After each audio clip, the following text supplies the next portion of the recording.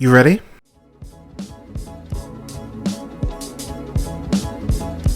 You're listening to the Real Pineapple Podcast Network.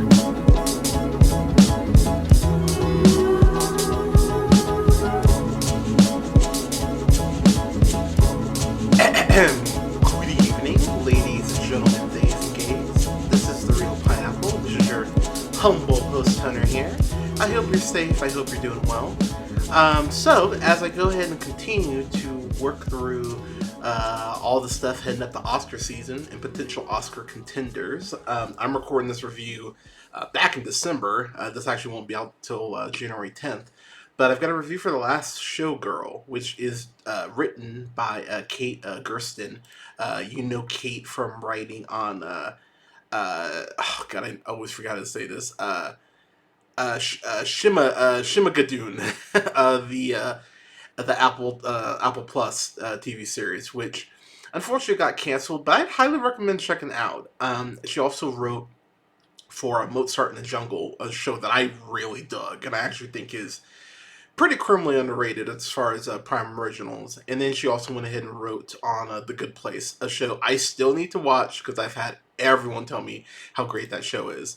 And then, of course, Gia Coppola, you know her from directing a couple Carly Rae Jepsen,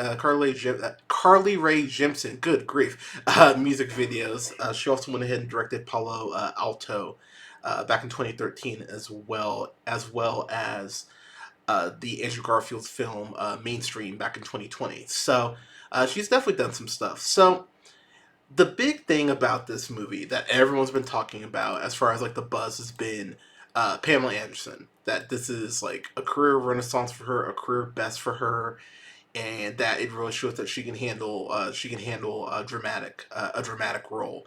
And after watching the movie, I gotta say, yeah, that's exactly what this proves. Weirdly, not to the same degree, but I really do think like it's kind of crazy that between Demi Moore and between Pamela Anderson, two women who have been, sex icons, who have been tabloid fixtures, who have gone through so much of their lives and their careers in the public eye. The fact that they're getting the chance to really, strut their stuff and really show what they have dramatically later on in their careers, I think it's fucking beautiful. It actually weirdly reminds me, and I know he's done dramatic stuff, obviously, but it weirdly reminds me of Robert Redford with the Old Man and the Gun, where it really felt like this was something that he wanted to kind of end his career on. And I'm sure Pam Anderson's going to be acting, and Demi Moore's going to continue acting, but this will be one of those stamps that you can kind of go back to and go, this was, me, if not their best performance, like a top 3 potential performance for, all of them. So, Pam Anderson, she goes ahead and she plays Shelley, who is this seasoned showgirl. She's been working at this one show, the Razzle Dazzle. She's been working there for over 30 years. And she ends up being told by basically one of the people who's in charge of doing like the lights / producing the show, this guy Eddie, who's played by Dave Bautista. She's gone ahead and told that they're going to finally shut down the show after 30 plus years. They're just going to shut it down. And so the film really is about her attempt to go ahead and discover who she is independent of the show, who she is, independent of the lights and the glitz and the glamour. One thing I really adore about this movie, and I use that term adore intentionally, I love the way Vegas looks. A couple years ago, it's been a couple years since I've been to Vegas. Last time I was in Vegas was to go see Billy Joel. Alea and I went and saw him. Puts on a hell of a fucking show, by the way. But we went and saw Billy Joel, and one of the things that we both lamented is as we were driving into Vegas, how many of the casinos, had been shut down. How many of them still had that, old, kind of that old, like, light brown aesthetic to them. And that is something that Coppola has a great eye for. I don't know I don't have the cinematographer here, but oh, there we go. Arkapaw and Autumn Durald. So yeah, props to y'all as well, because I think the way that this is there we go. Autumn Durald. I knew that name. Autumn Durald Akapa. She was the cinematographer on Teen Spirit, another movie, a movie that I fucking love. They're also the cinematographer on Loki, season one. They also were the cinematographer as well on Black Panther: Wakanda Forever. So they know their shit, and the way that Vegas is shot, it's very haunting in the way that they have these, the bright lights and the rhinestones, with this backdrop of like decaying, older fixtures in the background. It makes for an incredible contrast, and there are several moments throughout the film where you can tell that that's clearly done intentionally. Whether it's Shelley's house, which is basically something that feels like it would be out like the Facts of Life, Happy Days type era, like the brown, like the paneling, paneling on the walls, and like the empty pool. Like there are these things that you just kind of associate with just kind of shrugging, being like, "Up, this is the way it is. I don't need to upgrade it or change it."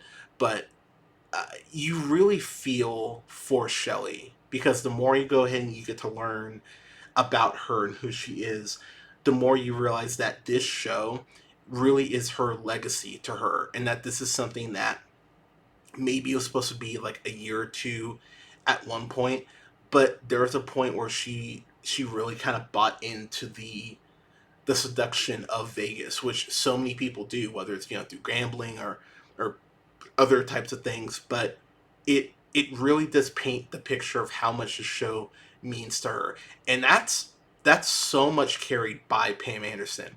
I know I talked about this, I think, on like a stream or a real talk, but I remember reading, I personally don't agree, because unfortunately, if it happens in the public eye, I think to an extent most shit's fair game. But I could tell that Pam and Tommy documentary, or that Pam and Tommy uh, TV miniseries really did a number on her. It seemed like she was genuinely kind of hurt by that. And so, what I will say is, while you can argue if that was like done in bad taste or what have you, but that miniseries leads to her Netflix, leads to her Netflix, biographical film, or her documentary. Pardon me. It leads to that, which probably led to this, honestly, in some ways, because one thing that I really did appreciate about that documentary is that it felt like her. It really was her, literally like not wearing makeup and really being vulnerable, and bearing all, emotionally to the audience in a way that we had never really seen her do before. Um, I love her Comedy Central roast. I think her Comedy Central roast is fucking fantastic. Outside of Andy Dick, who's a fucking monster. But one thing about that is that so many comments about the boobs and about Baywatch and da da da, da. But I remember even watching that horrendous show, but that show Stacked that she did. I think it was like on Fox, and she like worked in a library. You could tell, even though watching that, like, she kind of wanted to do more than just be the ditzy blonde. Like, she wanted to go ahead and flex her comedic chops and actually show how charming she can be. And one thing I will say about this is that you get glimpses of that, even though this is definitely a dramatic role. um you do get to see like how much, like, just even seeing her like smile on stage and just be happy, you can just tell what this movie meant to her. And it's one of those things that I really found so endearing, and it's so hard to not want um well for Pam Anderson, and I don't know. It was, I found her very endearing in this, even though there are some things about Shelley that I personally was just like, girl, come on now. Um, we do find out that she has a daughter in this movie, and I won't go more into it than really that. Her daughter's played by Billy Lord, who You, of course, know from Booksmart. She's fucking amazing in Booksmart. You know her from Booksmart. Of course, the latest Star Wars films, playing Lieutenant Connix. She was on she's been on American Horror Story. Yeah, she's done quite a bit of stuff. But um, there's a monologue that she really has about the show that Shelley's been doing and how that affected their relationship as mother and daughter. And it's one of those monologues where I just went, fuck. Like, I would love to know how many takes it took, because it feels like one of those monologues that wouldn't take more than a couple takes. Because I think Lord is such a pro, and I think Anderson's such a pro. But it's one of these monologues that I was just devastated by. I just went, fuck me. It hurts you. And there are multiple conversations in this movie that I just went, that sucks. Like, if you remember that episode of Parks and Rec where Rob Lowe's talking to what's her name, Rashida Jones, and just trying to be supportive, but just saying that sucks. That's really what I felt at multiple points, because there's so many things in here, and there are situations that are brought up where it's like there's not a simple solution to this. There may not be a solution to some of the things that are brought up here. Jamie Lee Curtis, she plays this cocktail waitress who works the floor of the casino. She plays Annette. And one thing I really just enjoy in general between Anderson and Curtis is that it's these two vets.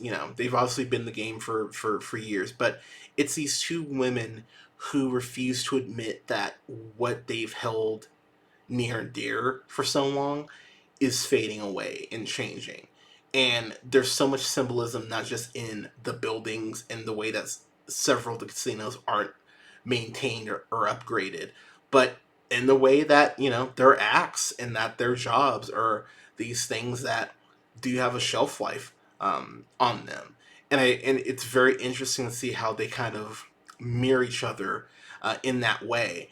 There are two younger girls who go ahead and work with Shelley. That would be Jody and Marianne. Jody, who's played by Kiernan Shipka, who, of course, you know from The Chilling Adventures of Sabrina. She's having a hell of a year between Sweethearts, The Last Showgirl, Twisters, Long Legs, which I still need to. Actually, no, I did watch. I did review Long Legs. What am I talking about? And like Totally Killer last year. Like she's having a great year recently. So good for her. I'm a big fan of hers.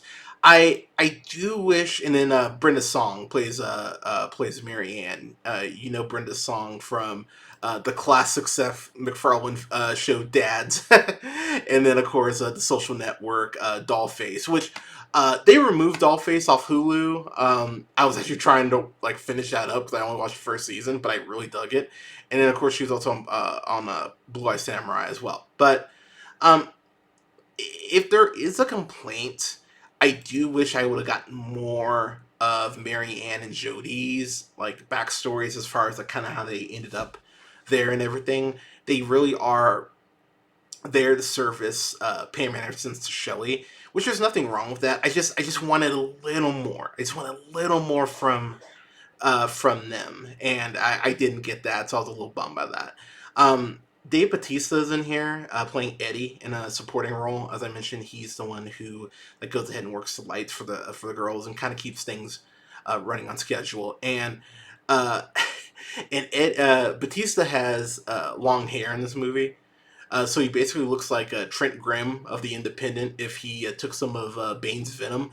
It's it's kind of a wild look, and like Batista's wearing like these silk dress shirts, like these silk dress shirts with like dragons on them. Like it's a very Vegas look, but he actually pulls it off. And the more I just see Batista in dramatic roles, I just love that this dude takes chances. And him and Pam Anderson have some really great chemistry together, and he has chemistry with the other actresses as well. Because there's a scene where they're all having dinner, and he has great chemistry with Shipka Song and Jamie Lee Curtis. So it was actually really cool to see. But um, I do wish I had another like 15 minutes with this.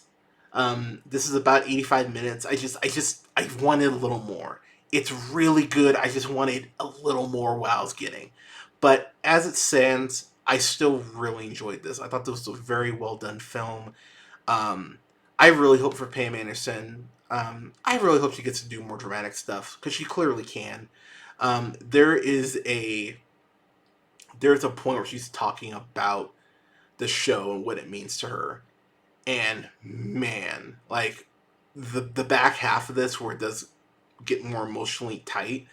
I think Pam Anderson just gets some amazing stuff, and I think that's a combination of a really good script by Gersten and some really great direction by Coppola and some great acting from Anderson's part. I really enjoyed this. I thought this was a very good flick.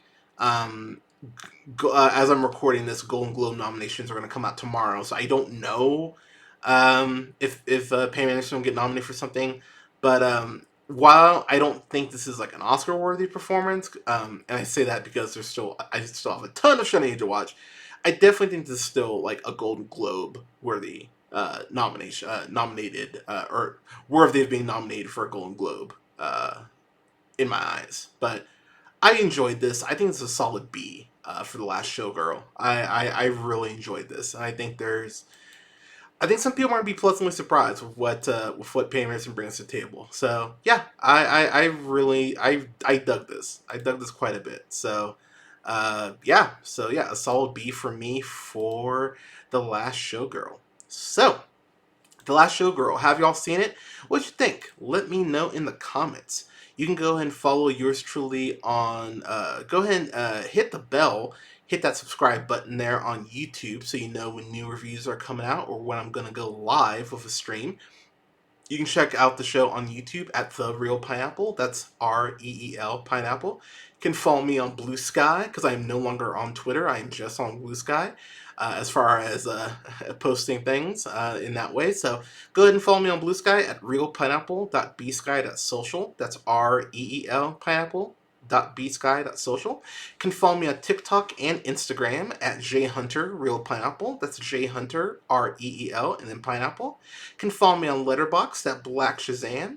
And don't forget to follow me on Twitch at twitch.tv/therealpineapple. And don't forget to like, share, subscribe, and rate the podcast. It definitely helps me out.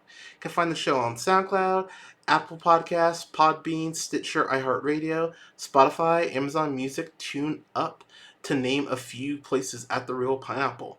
Thank you so much for listening, y'all. Gonna have more reviews come down the pipeline for y'all soon, including reviews for Twisters, The Fire Inside, Nosferatu, just name a few, as well as other potential Oscar contenders. So make sure you're subscribed so you know when those reviews are coming out.